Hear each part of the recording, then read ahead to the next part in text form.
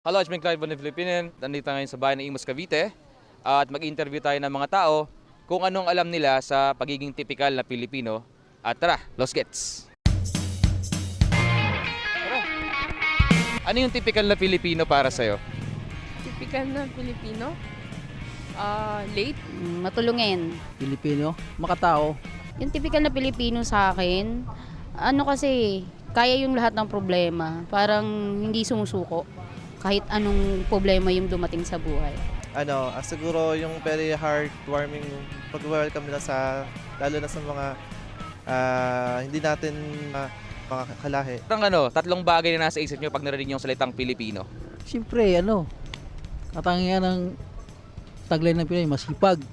Syempre una yung hospitality. Masipag. Ayun nga, unang-una, mapagbigay, tapos matulungin, tapos mapagmahal. Yan. Siguro sa akin, bilang Pilipino, masayahin ako. Yun. Jollibee happy. Matulungin. Tapos yun nga po, masipag, then pagmahal. Last one. Maitim.